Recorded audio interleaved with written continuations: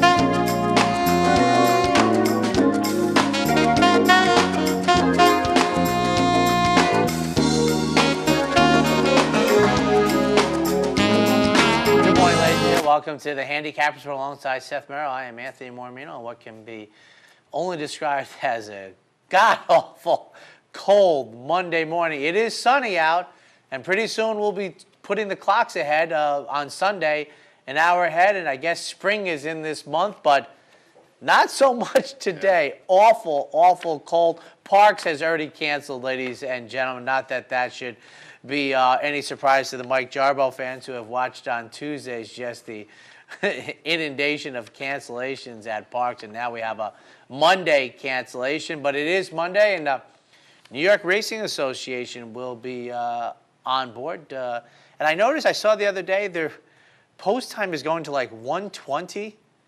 I saw at the Big A in a couple of weeks. I was like, that's like Saratoga 1989 all over again, folks. You got to go way back to see a late 1 o'clock post time. But Aqueduct is going to be really a late starter, it looks like, on the national grid. And you even heard in the press release where, obviously, they're all on board with really being about 12, 15 minutes in between the other big tracks as possible as it is. So that's underway. The Gotham, a replay of stakes racing in the wintertime. I don't know how much forward it's going to go. My thought of the weekend, though, is Havana. I think we've officially scratched him from the Triple Crown Trail after the quarter crack. How does he get going? When does he get going? And how does Mr. Pletcher get it done? Yeah, I mean, that was a quarter late start. crack. That's not good. Late start anyway. I mean, there are some horses that are absolutely behind the eight ball now. Honor Code worked yesterday, so he's looks like he's on track. Shared Belief, and I had the future pool odds here. Shared Belief winds up closing at 15-1 this past weekend. I'll give anybody 17-1. It's like, man, 15-1 for this.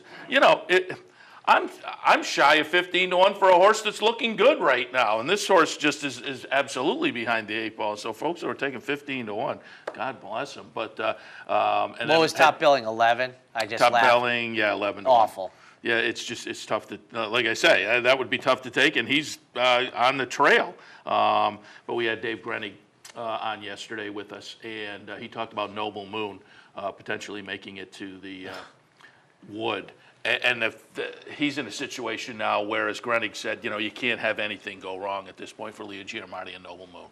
No, because it's you got with this idea of really two races, and it really is two. It seems like, Seth, to me, the horses that have the three preps, it's because it didn't go according to plan. For 80% of the ones that have three preps, and I have to say, technically speaking, that first week in January, I really don't consider a 3-year-old prep, even though the calendar does say it is the 3-year-old season. So good luck to you. And I will also say this. And also this year, that Gulfstream Park Derby actually turned out to be a decent race. It did the year before, too. It's have a lucky day. I mean, it has, it's a nice one-turn mile to get tuned into. I liked it. But I'll tell you one thing. Boy, and I have been the flag bearer of bashing the 3-year-old crops, which I think they have all earned post the Curlin Street Sense crop of 2007. I think they've been awful. But I'll tell you one thing, this wouldn't be the year I'd want to be behind the 8 ball, because what's odd about this year for me, Seth, is there are multiple horses that I actually salivate their prospects at going 1.25 miles, which is very atypical of what, the last 10 years? You've been like, who can get that last eighth of a mile? Whereas this year, you have 2 or 3 horses that'll be like, geez, I just want to be close at the top of the stretch to get my run. So we'll see how that goes. Which category would you put Samrat in? I'm not paying attention to the Samrat. Paul, I was thinking as I saw this ding-dong finish, and I know the Gotham used to be a different type of race, going 1 mile, 1 turn, 4 weeks out from the Derby. But 1981, Proud Appeal and Cure the Blues, who put on one of the greatest races in the history of NYRA, unfortunately, in the fog. And those 2 horses were really never quite the same. They each had one more good race in them. We saw Samrat and Uncle Si just do it again. You know, kudos to the 2 New York breds. But what it gave me was that the others have no hope, because I thought Samrat and Uncle Si were there for the pickings on paper Saturday morning.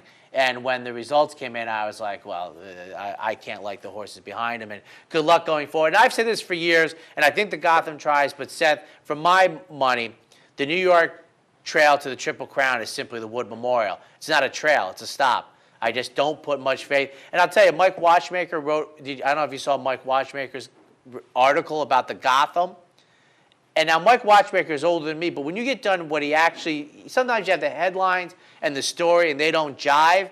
But they did in this case. And when he talked about the Gotham and how it's context outside of the Derby, when he listed the horses, I'm like, Mike, the last 40 years, and he mentioned Lure, which is disingenuous. Lure is only known for being a turf horse, so I'm not so sure Dead Heating with Devil His Due in the Gotham. As a matter of fact, Lure was the horse you wouldn't have mentioned. You would have mentioned Devil His Due, who went on to be a very good handicap horse in New York on the dirt. But he mentioned it. He mentioned Red Bullet, who fired 1 shot in his whole life. Then I think he went like 0 for 10 after the Preakness. I'm like, his examples, first off, it's like in the last 40 years, the Gotham stinks. And the examples he used were so old and outdated, I was like, oh my goodness, because... I will say, I think they got what they wanted this year. They put $500,000 up. I think it was a good field for late February, early March. Now, whether these horses will go on to be contenders in the Triple Crown itself, I don't know. But I think they got a good, solid field for the Gotham this year. As a function by itself, or major players? Being a race on the Derby Trail late February, early March. I think this was an interesting field. I think Pletcher ships in Harpoon from Florida. The Noble Cornerstone was in there. Samrat and Uncle Si put on a good show. I think they were maybe helped by the track. In Trouble, who ran third off the layoff, that was a pretty good effort. Now, I would say... Like I said, I don't know how these horses are going to translate once we get to the actual Derby Trail. But I think at this point in the calendar, they put together a pretty good field for the money. It's the second to last race in New York. The second to last race in Florida is the Fountain of Youth. I don't think it measures up to that. The second to last race in Arkansas is the Rebel. I don't think it's going to match up to that. The second to last race out in Southern California is really kind of a toss-up between the Bob Lewis and the San Felipe. I don't think it measures up to that. I don't know. So it's a group that it's the worst of the second to last races before the Kentucky Derby, I think, by miles. Well, Kentucky, the second to last is the Battaglia. I mean, no, they don't count. The artificial surfaces, they don't count. Well, right, they probably are slightly ahead of the John Battaglia, but that's like being a 10th grader and winning the spelling bee in 3rd grade. That's not too good. But we'll see. A very good horse race. And I said it Saturday morning. I thought going in it was going to be a great betting race. I was wrong. It was the opposite of a great betting race. What it was a great afternoon for the Ortiz brothers. So Parks is canceled. Seth did his... what is actually the more typical Monday is you are at Turf Paradise, which is where we find ourselves today in the opener. We have 3-year-old fillies, claimers in for $5,000, restricted to non-winners of 2 in a lifetime. going 5.5. 5, 4, 3, and 1. And this is one of those races I didn't know what to do with Beastie. I put the horse on top, but I wouldn't argue with somebody taking a shot against. 2-1 on the morning line. I will be interested to see what the betting public does. I think this horse will float down, but again, I will be interested to see because this is one of those head scratchers with red flags flying all over the place. This horse is getting some serious class relief. Broke the maiden 2 starts back for 12.5, comes back for a 5,000 non-winners at 2. In a start away from the maiden breaker. In between, last time out, they were in an optional 16. That was 7.5 on the turf. Eased and walked off. Now, was it the competition? Was it the turf? Well, this horse had run decently on the turf 3 starts back up at Golden Gate, so I'm kind of negating that. And so what happened? Now they come back for a lesser tag. You know, it just could be the for sale sign is on board here. But we have a high percentage trainer. I'm going to put this one on top, but with some real trepidation. Second spot, the number 4, Baby's Corner, just in some good form. But, again, there's question marks about this horse, too. Broke the maiden last time in the 14th career start, but in the money 8 of those 14. So this horse has been competitive, has the hot apprentice out there at Turf Paradise on board today. But, again, took 14 to break the maiden. Seems to be in some pretty good form over the last 3 starts. The numbers absolutely fit with this bunch, but moves in against limited winners and open limited winners because the last few starts, well, pretty much you go down the page, this horse has been facing Arizona breds. So I think there is a little class move here. Again, it's just one of those races that things are a little bit dicey, but I'll put Baby's Corner in the second spot, but with about the same amount of trepidation that I had using my number 5 on top. Third spot, the number 3, Hot Wildcat. Again, this one broke the maiden last time, 5,000 Arizona breds, but this is a horse that is, comparatively speaking to the rest of this field, fairly lightly raced and just seems to be moving in the right direction. So this one may be one that again, given the complexion of the field and the various scenarios, is a little more intriguing perhaps. Look at the odds and see how things shake out. But I have it 5, 4, 3, and 1. It just dawned on me, that's like, for us, the first time that I've thrown the Turf Paradise race to you that was a thoroughbred distance in the opener. They vary on Mondays and Tuesdays. I don't know, what the Maybe reasoning what they can is there. fill the race or something, Yeah, can it go could with be, the other yeah, horses, etc. On to the second half of the early daily double. 4 3-year-olds in for a claiming tag at 3,200, racing a mile on the dirt. 7, 5, 6, and 2. The number 7 is Have We Met? And I think this horse is going to have some speed to shoot at. So you combine that. I think this is a horse that can stalk and make a move, and I think there is speed in this race. The number 1 has some speed. The number 5, who I have right underneath, has some speed. So I think there will be a little bit of speed up there in front, and this horse can kind of sit back and maybe make a late move. Combine that with a little class relief today and the move back to dirt. So there are kind of 3 check marks for me that say Have We Met is going to be very competitive in here. Second spot, the number 5, Joshua's Journey. Of the speed horses, this is the one that attracts my attention, and I think this will be a catch me if you can play. I'm hoping maybe the one from the rail can go out there and provide a little competition and maybe soften this one up a little bit. But if Joshua's Journey can sneak away early, could be tough to reel in late. And then the number 6, Bear Famous Trip.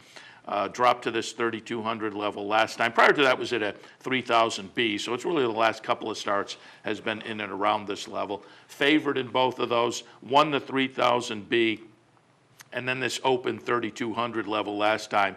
Ran a decent 4th in a field of 8 as the 9-5 favorite, so I think this one with Scott Stevens on board is going to be very, very competitive and dangerous again today. In the second, 7, 5, 6, and 2. On to the third race, listed as 3-year-olds and up. There are no 3-year-olds in here. Claimers in for 3,000, non-winners of a race since September 3rd, dashing 4.5. 8, 2, 7, and 6. The number 8 is Little Lucky Lake. And this one led and was caught last time. Now, that was at 5 furlongs. Today's at 4.5. So I'm hoping maybe that half furlong cut back in distance is going to make up the difference in the head loss last time. Again, this one was in the lead early and just got run down. Subsequently, the winner that day came back to win again, so the competition was a little tough that day as well. I think there's some factors in here that say Little Lucky Lake may take them all the way. Second spot, Eyes, Song, and Dance. Speaking of the Oscars. Yeah, this one just missed when dropped to this level last time. This horse had been at a allowance company if you go back a ways, and then was at 4,000 at the end of October. Laid off for a couple of months, and came back at this 3,500. Non-winners of 3. Again, not exactly the same condition, but essentially the same price tag, and did that ran that day in a fashion that says this field is going to be right in the comfort zone. Third spot, the number 7, Frank and Teddy. Last 3 races, buyer figures moving in the right direction. The numbers absolutely fit with this bunch. So Frank and Teddy, I think, is going to be a contender in the third. Race number 3, 8, 2, 7, and 6. On to the 4th race, we have 3-year-olds and up, fillies and mares in for 3,200 on the dirt, racing a mile. 1, 2, 8, and 6. The number 1 is Collating Lady. Looks tough off the last 2, and those last 2 were 2 starts on the dirt at Turf Paradise. So this horse is now 2 for 2 and maybe a little bit of a horse for a course. The race just before that was a turf race at Turf Paradise. Good closing effort to run 3rd that day. So since returning to Turf Paradise after a brief summer campaign, or late spring campaign actually, up at Canterbury, the return to Turf Paradise has been very good. Most of those races earlier in the career were on the turf. Seems to have really appreciated the move over to the Turf Paradise dirt, though. So as I say, out the last 2, Collating Lady looks tough. Buds and Roses, the number 2 horse in the 2nd spot. This horse gets a class drop, moves to dirt, has been racing most recently on the turf. But you go back in the past performances, this horse has run well on the dirt before, so gets the nice turf to dirt move and some class relief for Bud and Roses. 3rd spot, the number 8, Katie's Song. Another horse coming off the turf. This horse last time ran on the turf and at a 6,250 level, was pretty badly beaten that day. But the 2 dirt starts right before that, I think, signal that this horse is going to be a good fit in here today. 3 starts back was at a 3,000B. I think at this 3,200 level, still in the comfort zone. So again, I like the fact that this horse is coming back to the dirt and getting a little bit of class relief off of that last race. 4th at Turf Paradise today, 1, 2, 8, and 6.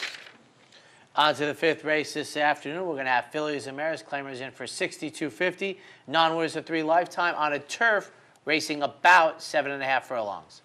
1, 6, 3, and 2. The number 1 is Jazz Unlimited. Just have to pay attention to this one on some class relief. Also, last time, threw in kind of a dud last time, but added the blinkers that day. The blinkers come back off, so I'll expect a little bit of a rebound to what we were seeing just prior to that last race. And those numbers, I think, are going to be good enough. Again, particularly with that class relief today. So number 1, Jazz Unlimited on top. 2nd spot, we will go with the number 6, Blazingly, who... These are always kind of tough. The numbers on this horse are going the wrong way, but still, overall, I think this horse is a pretty good fit in here today. The trainer, a decent, shooting some decent numbers. Gets Drayden Van Dyke on board on the days off. He's been popping over here to Turf Paradise and winning a few races, so that attracted my attention as well. So there's just a few things. Again, despite the numbers going in the wrong direction, a few things that say Blazingly could fit decently with this bunch today. And then the number 3, My Friend Gail.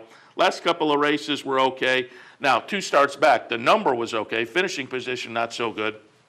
But that was allowance company. Last time was in, for this price tag, this condition, ran a decent 3rd. So again, overall, I think the last couple of races on the numbers and last time being in this condition as well and running a good 3rd, say My Friend Gal will be in the mix today.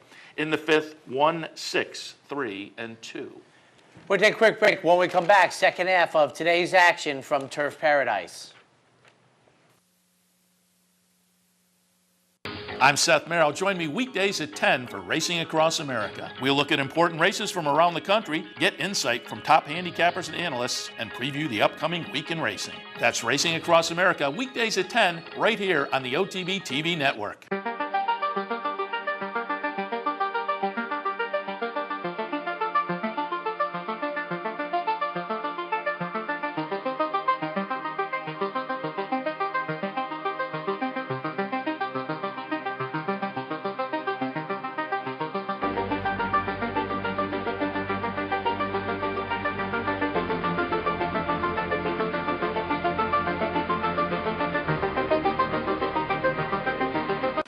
upstate New York, no one provides bettors with more wagering options than Capital OTB.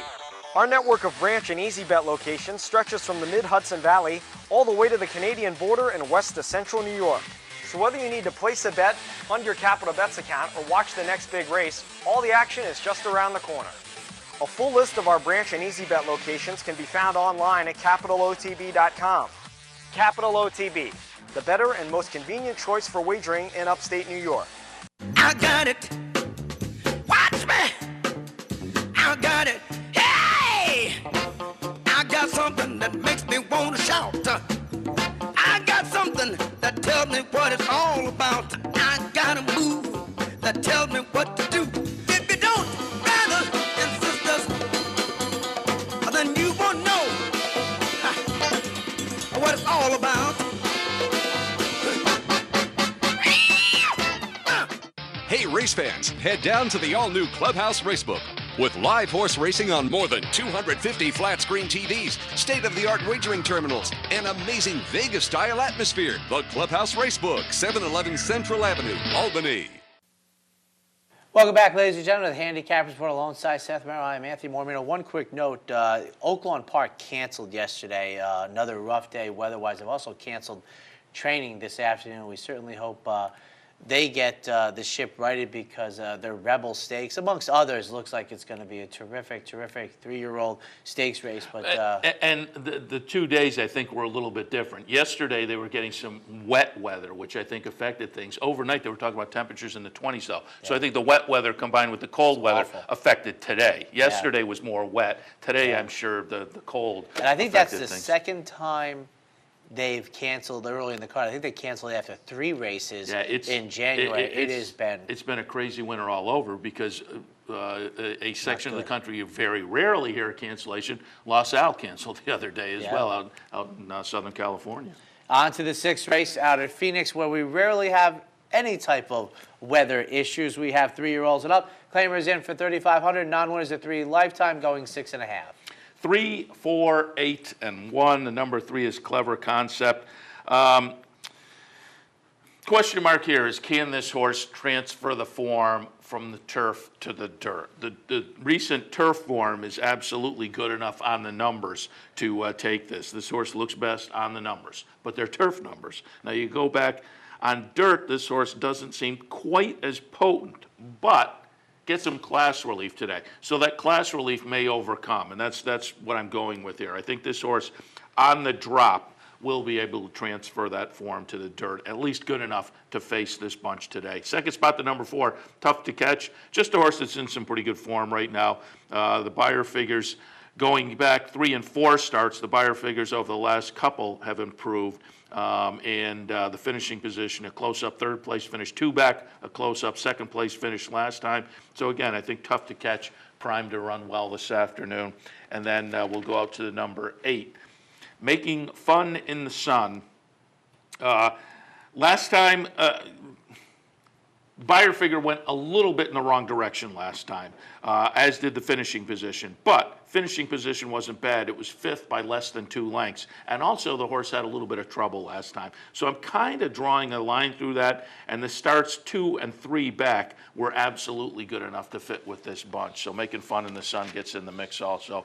Race number 6, 3, 4, 8, and 1. On to the 7th race. We have 3-year-olds and up. Optional claimers in for 16. Non-winners at 2. Lifetime racing 6. 7, 8, 5, and 2. The number 7 is JP Rocker. This is a 3-year-old with 4 career starts so far. 2 of those have been stakes. This horse has been competitive in the stakes action. I think moving in at this optional claimer, a little bit of a layoff. Has last raced in the Lost in the Fog down here, ran 2nd that day. That was back at the end of December.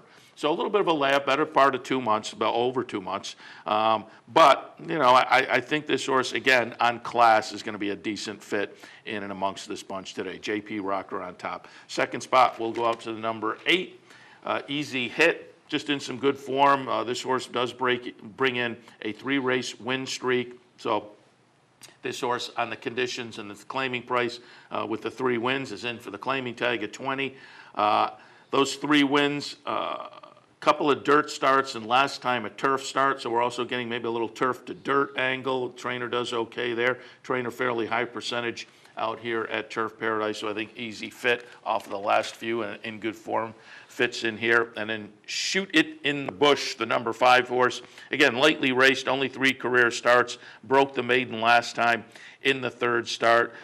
The career debut was pretty good, and then inexplicably tossed in an absolute dud. That, who knows, maybe that was a little bit of a bounce, but the comeback effort got some class relief and won nicely. I think 2 of the 3 starts are good enough to think that this horse is going to fit in here nicely today.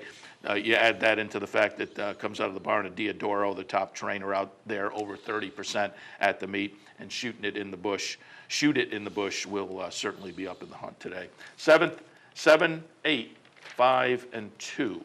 On to the 8th race, back to the turf for Fillies and Mares. Claimers in for 62.50, non-winners at 3 lifetime, racing the about distance of 7.5. 7, 2, 3, and 8. The number 7 is Cochin Becky, and just missed versus similar competition last time. Took a little bounce up the claiming ladder last time, moved over to the turf, and as I say, ran very well that day to just miss with a nice closing effort. Should run well again today. 2nd spot, the number 2, Yaletown, well behind my top pick last time. Again, in a very similar race. But I just think looking at the rest of the field, probably fits decently in here. So again, was behind my top pick, which doesn't give a lot of confidence for a 2nd place finish. And again, not just behind my top pick, a few places behind my top pick, but I'm just looking at the rest of the field and thinking Yaletown could be 2nd best. 3rd spot, the number 3, Stormin' AJ, comes off a nice win last time at a 3,500 non-winners at 2 claiming event. Now, moves over to the turf and moves up condition-wise. So why would I jump on this one? Well, I mean, you look at my top pick, and that was a similar move that one made from 2 starts back to last time, and did so pretty successfully. So it seems like that jump is one that the class-wise at Turf Paradise horses can make and do so successfully. So we'll trust Storm and AJ to make that move successfully today and be up in the mix. 8th race, I have it 7, 2, 3, and 8. In the finale, Fillies and Mares in for $3,000. Capital B Racing 6. 4, 8, 5, and 1. The number 4 is Esteem's Squad. Just in some pretty good form. I mean, we have to go back about 8 starts or so to see an off-the-board finish. This horse won 3 starts back, then just missed 2. Then 3rd last time. That was at 6.5. Cuts back to 6, and 6 seems to be maybe a more preferred distance. Goes out for Robertino Diodoro, again, top trainer at the meet. So just adds up. Steam Squad looks logical. 2nd spot, we'll hop out to the number 8, Monkey Wench. Drayden Van Dyke on board, coming in again for some days off from Santa Anita rides down here at Turf Paradise, and came in to ride this one back on February 12th and did so successfully. A $3,000 conditional, and off of that latest effort, which was a pretty good effort, the best effort since arriving down at Turf Paradise. So again, the combination of Van Dyke and maybe just having gotten some education over the strip, Monkey Wench seems to fit in with this group today. And then in the 3rd spot, the number 5, River Bell, another one in some pretty good form. 2 and 3 starts back, 1 nice 2nd place finish last time at this $3,000 B condition. Should run well in here again today. In the 9th at Turf Paradise this afternoon, 4, 8, 5, and 1. All righty. My fear at Oaklawn Park, I was saying to the audience on Saturday, Seth, right now, and it might change, is Oaklawn Park has been such a it's been an easy read for the bias that has been on the racetrack. And I mentioned how the fairgrounds, which has that very long stretch, has been on the dirt. I'm only talking about dirt races. Exactly the opposite. Oaklawn Park, it has been don't get on the front, you have no chance. In the fairgrounds, it has been down the road for a racetrack that people so often talk about, not only the long stretch, but the fact that the composite of the track, where it's located as a function of sea level, that closers have a real chance. Not this winter. This winter, those 2 tracks that I think a lot of people just sort of think of like they're out there, they have been so disparate from each other. It has been awesome for the everyday player. I'm watching Oaklawn and thinking, Keeneland the year they put the poly track in. That's right. It's like, don't even be close. You're going to start seeing pretty soon. I sit there, and about halfway on the turn, you see that horse that's about in 5th position starting to make a move, and I think there's your winner. Yeah, it has been as pronounced and reliable. And for what we do on the Handicappers Report, you talk about consistent refereeing or consistent umpiring, you could ask for nothing else. So that's where my real concern with Oaklawn Park is that they're going to change it up, but hopefully we'll be ahead of that curve. When we come back, the Big A.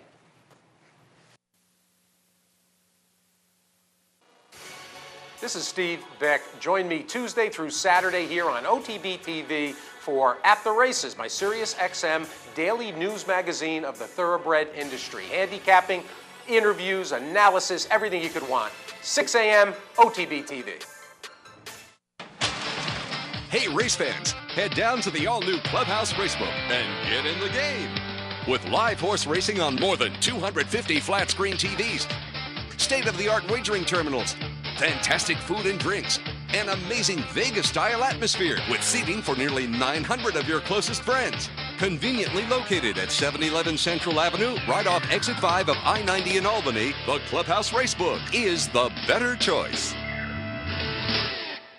Each morning on the OTB TV network, you get the very best in horse racing programming. Weekdays begin with the Handicappers Report, where professional handicappers share their selections and analysis of the day's racing. Followed by Racing Across America, a daily conversation with racing personalities from around the country.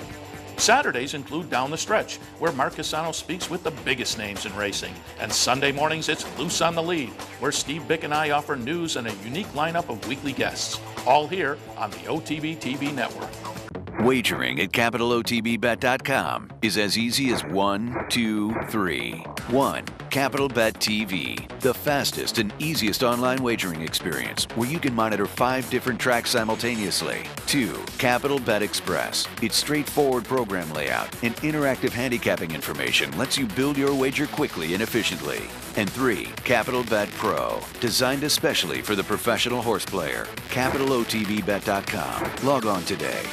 Missed one of our TV shows? No worries. Now you can catch all your favorite programs online. Simply log on to CapitalOTB.com and click on the YouTube link at the bottom of the homepage. And look for our new podcast coming soon. CapitalOTB.com. Log on today.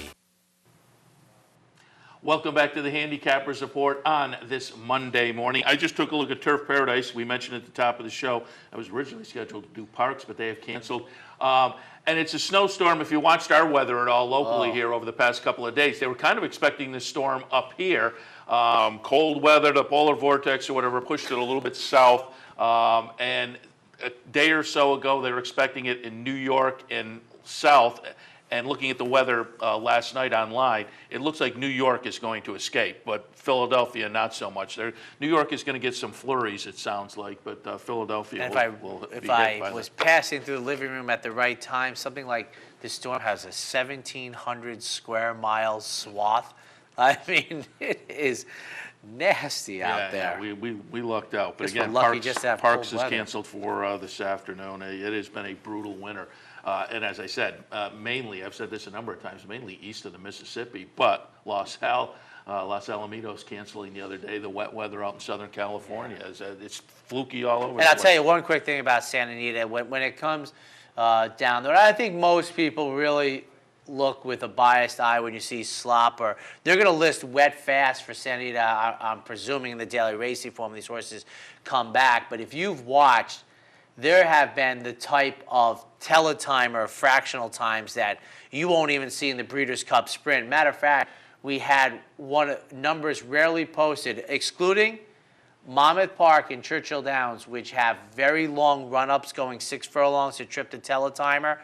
I could not recall seeing sub-21 at any other racing jurisdiction, and they put up 20.83 the other day. Nearly every single race was going sub-44 for the half. Now, before this weather came, Seth, I talked to the audience that there was a horse the other day, an Empress of Midway, that ran the set before the weather came, that ran the fastest fractional time outside of the Malibu, which is almost always a big pace race. But boy, so when you look down the road, especially the wet fast that's going to come out, you got to you got to kind of set those sides because what they have been putting up, you won't see in the history of the Breeders' Cup Sprint. All right, we'll shift our attention now to Aqueduct for this afternoon. The opener is a conditional claimer, $25,000 tags, non-winners of 3 lifetime in the condition. These are 4-year-olds and up, going 5.5. And I suspect that it's quietly going into the night because of the time of the year and the lack of attention on New York racing right now, I think. But I would say over a decade, the first decade I was doing the inter-dirt track in New York, I would say we didn't run more than 5.5 furlong races on the dirt. The other day, Seth, I think we ran 4 of them in one day. My question is, I'd like to know why. My first question used to be why we didn't, but I just don't think it's good. We have horses that can only go 5.5 now. I mean, it's rough. 184 out there, folks, and I've said this before about these short dirt dashes that down inside to me is almost a help, not a hindrance at all. Now, we're going to add blinkers this afternoon for Monster Mash. Now in the barn of Jeremiah Engelhardt, shipping out of Florida for the first time. Jose Ortiz gets them out, and you just know the work the Ortiz brothers have been doing. I was saying before we came back from break, in the springtime, when Rosario, Castellano, Velasquez, Lescano, and Saez, just to name 5, come back, it's going to be the deepest colony since I think that I've been a boy, and where the Ortizes fit after a great run, it would be surprising. But Monster Mash, who's been on the turf of late, and Austria goes zapper, but look at his dirt form down at Calder. They had blinkers today. We're down inside. We're 8-1 with a white-hot jockey, number 1, Monster Mash, my top pick. For a second, the other side of the starting gate, number 8, Velvet Cap. First off, the $20,000 claim for Nicholas Essler, who we've seen have a very good winter, including waking back up and finding the winner's circle the other day. This horse ran a mile race most recently. Now gets back to dashing 5.5. For third, number 4, Make a Fortune. Eddie Keneally trains and owns this runner, making only the second start since early August at the Spa. 184 at this afternoon's opener. Race number 2, maiden claimer, $25,000 tags. These are 3-year-olds. They will go 1 mile. 364, keeping the Ortiz brother. This one, Irad Ortiz in the mix and going to Eddie Keneally, just the trainer in this case, with Colonel Anna making only the second career start. Debuted for a tag, broke from the rail, finished off the board, beating a couple lengths at 6-1 for the debut. Comes back, this Austrian Colonel John, now going a mile, 2 turns, at least a distance of ground after a debut sprint for this grandson of Tiz Now. I think a better spot. I won't say more appropriate, but a better spot this afternoon in career race number 2. For a second, number 6, Gallant Lady, going out for the first time since the career best finish was when beaten by 7 lengths, but being runner-up, going a mile 70. Abel Castellano gets the mount for third. Number 4, Shelby Dean, off of a loss for 16, goes up to 25. I like that after a nice debut. Runner-up behind Ausable River in the inner dirt track debut on Groundhog Day. 364.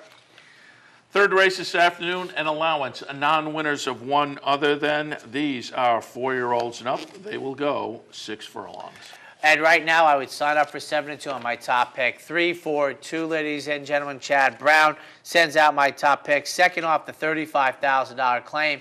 Out of the claim, ran an entry-level allowance. Jose Ortiz gets the call back. Chad Brown, obviously a brilliant, brilliant horseman, and I think he claimed this horse for a reason. We march forward after a rather ambivalent first off the claim. For second, right next door in the starting gate, number 2, much stronger.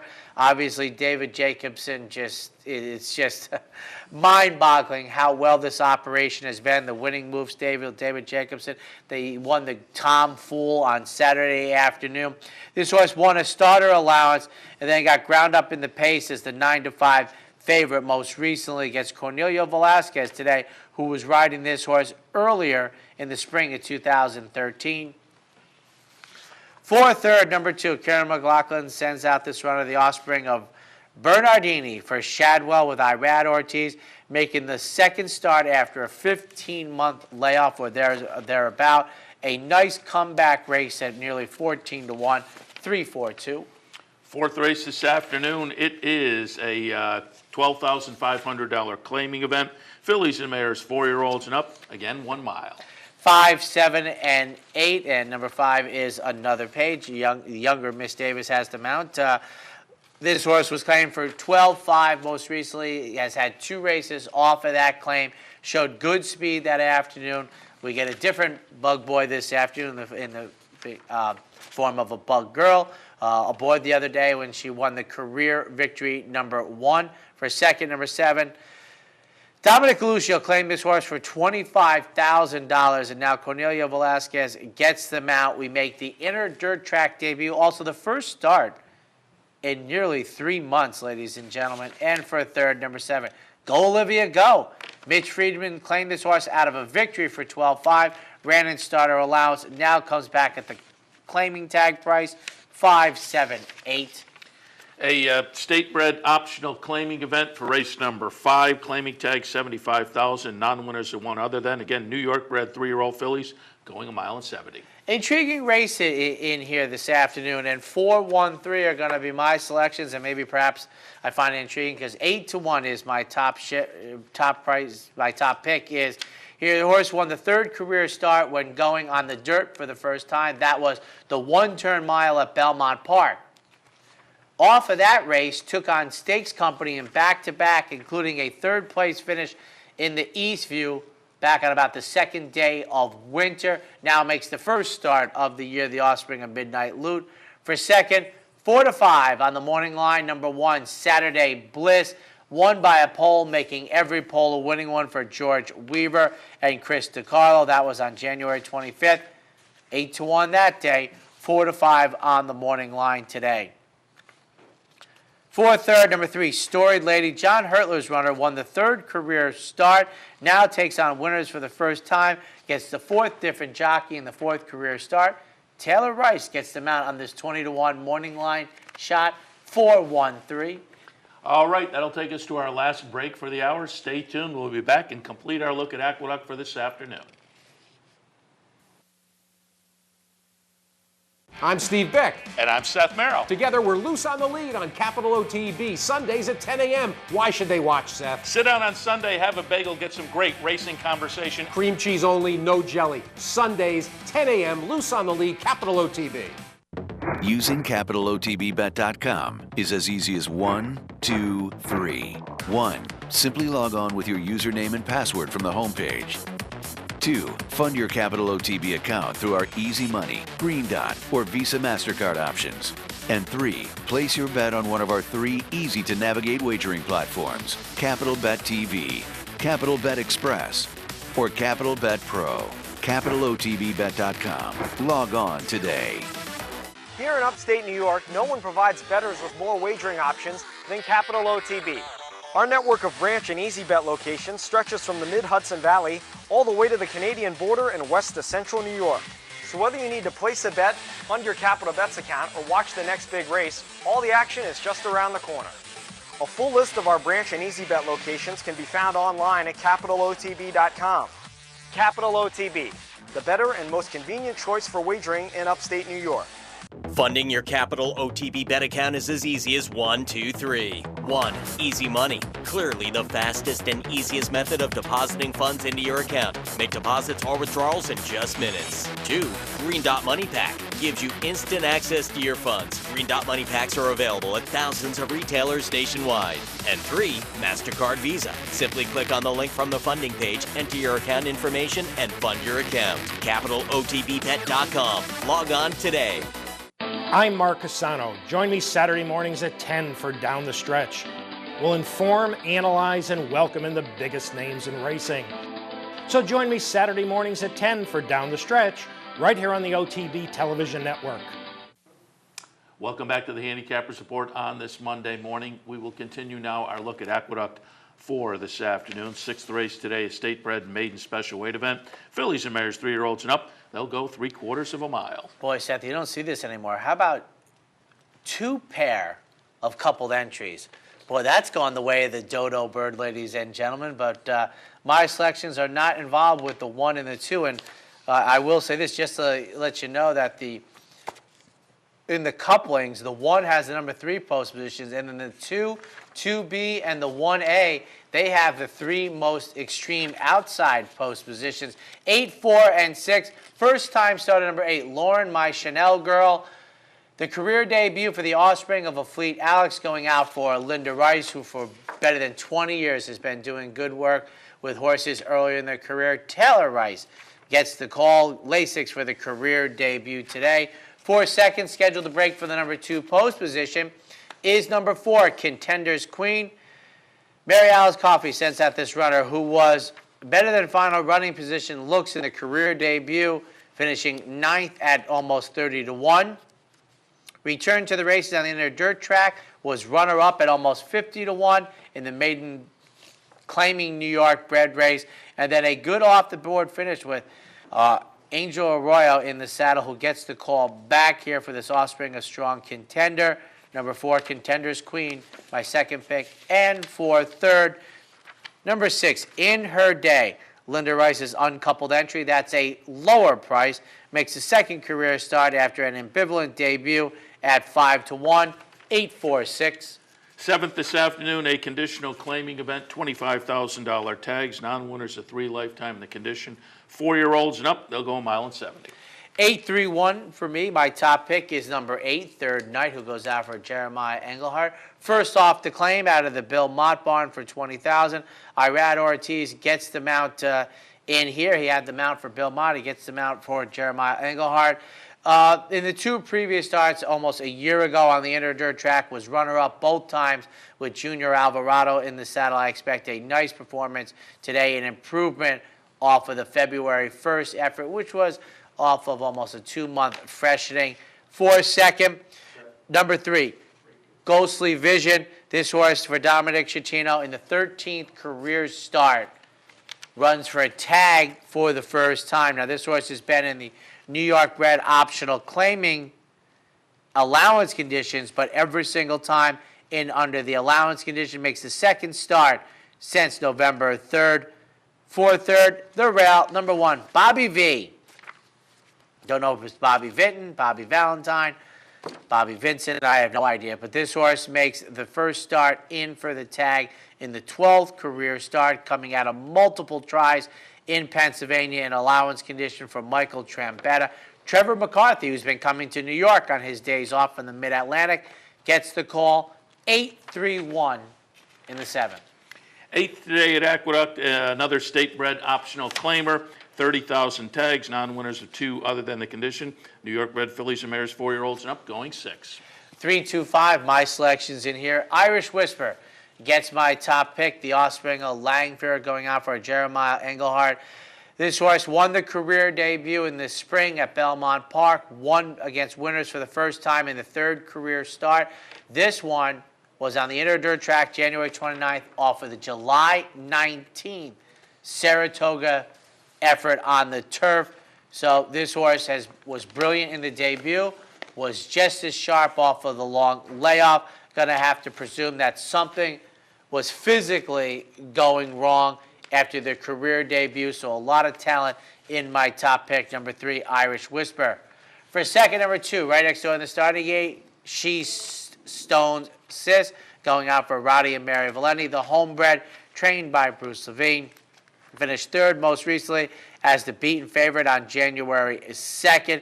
That was second start off of a freshening, comes back after a freshening. Multiple quality 4 furlong workouts for the return. Jose Ortiz gets the mount on number 2, She's Stone's Sister. And for third, number 5 going off, second off the $35,000 claim, 3-2-5 in the 8th.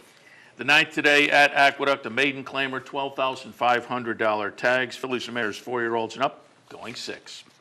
6-1-7, my selections in here, ladies and gentlemen. And number 6, my top pick is Dance I Can. Taylor Rice, who has really been going along as sharply as an apprentice has gone. I've said it before. Seth mentioned Drayden Van Dyke out in Southern California today, out in Phoenix to ride there. The 2 apprentice in the clubhouse leadership right now. This ball has been hot for the entire inner dirt track meet. $16,000 claim Dominic Cicchino made out of the David Jacobson barn. This horse debuted, got claimed by David Jacobson from Dominic Cicchino. This is an angle I think many people like when trainers reach back to claim a horse, which is the case here. For second, shaking the rail, number 1, Locks of Gold. They take blinkers off this afternoon, which is an angle that I like because this horse has shown good speed. Now, the other time this horse raced without blinkers was at Saratoga in a turf sprint. I'm not going to take that poor effort into consideration here. What I am going to take into consideration, this horse shows a good amount of speed. Now, it's only at the board once in 10 career starts, but maybe the blinkers can get us to relax. Being down inside will be pressure enough. For third, number 7, Fly Solo, going out for Randy Prasad, who claimed this horse for $25,000 at Saratoga 3 races back. Makes the first start on the inner dirt track. Makes the first start since October 24th. And this is the third time in for a tag, fourth time, excuse me, by far the lowest price in here. I believe it's Larry Mejias, who is new on the scene in the Bug Boy 7-pound, but going very nicely early, 6-1-7 in this afternoon's finale. That wraps things up for the handicapping portion of the program. We took a look at Turf Paradise and Aqueduct. Again, I was scheduled to do Parks. They've canceled for this afternoon, but still plenty of action on the network on this Monday afternoon. Aqueduct, Monticello, Beulah, Sam Houston, Turf Paradise, Mountaineer, Pompano, Yonkers, and then some more Yonkers. A lot of action from Yonkers. Maybe the horses must have shipped over from Parks. Double time at Yonkers today, and then Woodbine, Australia A and Australia B. Maybe it's Yonkers A, Yonkers B. Maybe we're going to start taking that off the United States. If you missed any of Seth or my, well, I guess in this case just my selections. I sent some picks in, so I don't know that they'll update the sheet or not. We'll see. They might. So you go to capitalotv.com, you click on the Handicappers Report, you will get at least my selections from the Big A, and we'll see Seth sending his selections in for Turf Paradise, see if they make it up on the board. And capitalotbbet.com, ladies and gentlemen, this is month number 4. I should say 4 months in the bank for this state-of-the-art wagering platform. The easiest way to play this great game, you get the streaming live video, you get race replays, easy betting system, take you probably one little tour around to get all of the nuances out of the way. But capitalotbbet.com, when you sign up for a Capital Bets account, then it makes you eligible for our many, many contests, and the best contest of all, which isn't actually a contest. It is the Bet 50, Get 50, talk about it all the time. Nothing as good as free money at the racetrack, and that's what you will receive. Once you open your account, new account holders only. Once you bet $50, you cross that threshold, Capital Off-Track Betting will deposit $50 into your account. No fuss, no muss, and is getting to be the, well, we're in the midst of the Triple Crown Trail. We understand that the horse racing activity picks up as the weather gets a little warmer and the Triple Crown gets underway, the Kentucky Derby, etc. And we're getting close to that time of year when the really the second to last, the real big races. We were talking about the Rebel off the air. You know, looks to be a terrific, terrific race. And hopefully Honor Code can make it. Tapiture, Strong Mandate, others in at Oak Lawn Park, which over the last 10 years, the Oak Lawn Park Trail to the Triple Crown has really captured the imagination of the trainers. Hopefully this very rough winter won't derail. The weather was dicey, obviously, yesterday. They canceled partway through the card. But I was watching the simulcast signal on Saturday, and at one point they showed the apron just before the post parade. They kind of panned. Wow, they had an incredible crowd there. I mean, it was jam-packed. People talk about the crowds at Del Mar and Saratoga for the summertime, and also a little bit Keeneland. Oak Lawn Park, I think, never gets its just desserts for how well the people attended the track. And we have just a moment here. You've been to Oak Lawn Park in the last couple of years, but you look on their closing Friday, Saturday, I mean, it never gets reported. I mean, it's underreported how well they do Arkansas Derby Day. I think It's like the 5th highest attended. I think it swamps the Traverse Stakes. I mean, or maybe noses it out. But you have Derby, Preakness, Derby Day. You have Belmont Day on a Triple Crown type of day. But Arkansas, boy, they go take in the race at Oak Lawn Park. That's their final day. That's closing day. So they all show up. It is nice to see. Hopefully the weather will work out. Race here across America, who do you have on Monday morning? Mike Penna, obviously on Mondays, Horse Racing Radio Network. We'll get a little recap of the stakes action from the weekend. And then Eric Donovan from New York Racing Association. We'll talk a little bit about their Saturday stakes as well, but get some of his ideas for this afternoon. All right. Hopefully, as you said, New York is going to miss it. They haven't missed too many this year, but it looks like they're going to miss this one. Ladies and gentlemen, stay warm out there. Enjoy your racing this afternoon.